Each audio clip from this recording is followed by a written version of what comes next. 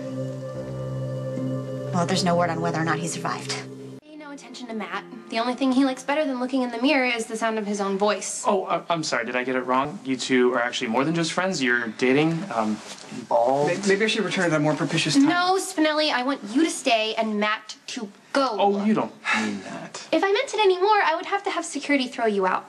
I might just do that anyway. It appears I've intruded on a most volatile conversation, one that I care not be privy to. No, Spinelli, Matt is repeating things out of context. I told him that you were my very best friend in the whole world. And that you two would never date.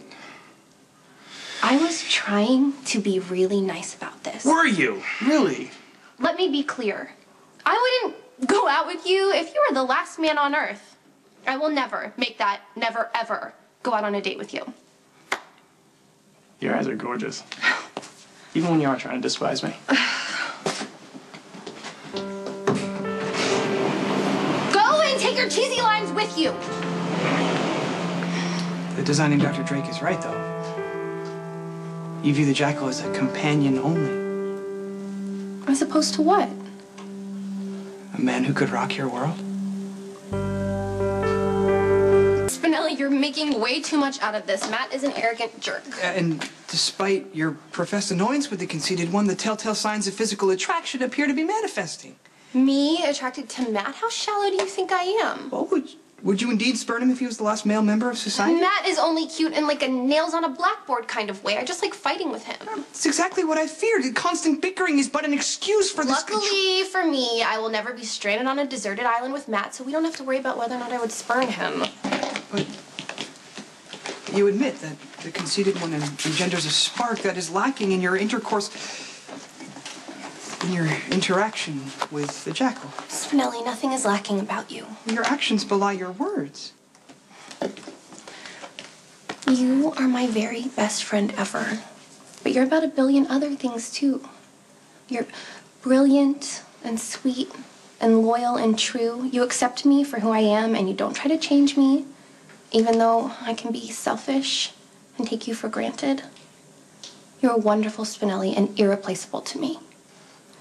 The only thing Matt Hunter could ever hope for with me is a meaningless round of mattress tag. 2 or 3 tops. But can't you see how what we have is so much more than that?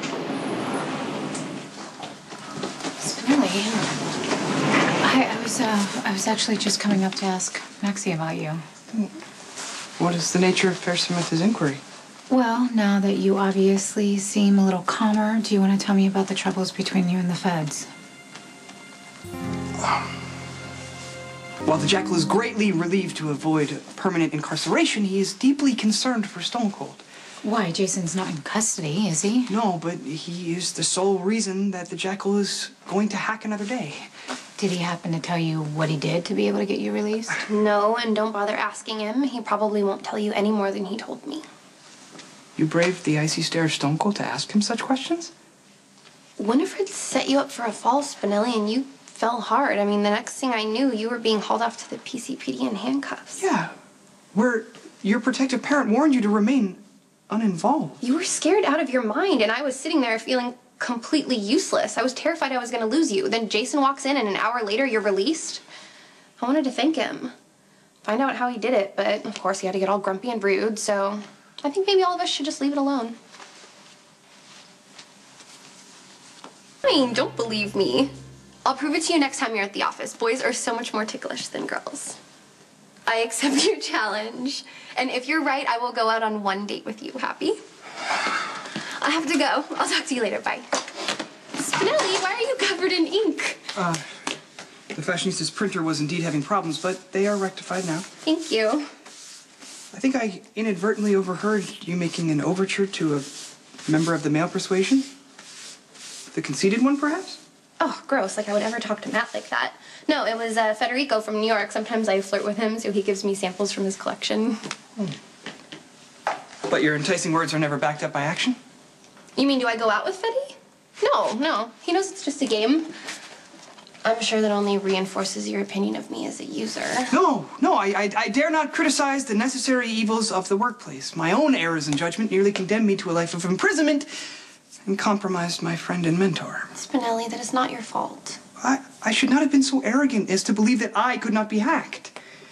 Nobody knows shoulda, coulda, woulda better than me. I mean, I mess up all the time and you rescue me. Yeah, but your mistakes are not of the same magnitude as mine. Spinelli, don't worry. I'm here for you, and so is Jason. It's gonna be okay, I promise. A certain phrase springs to mind. Things will get worse before they get better.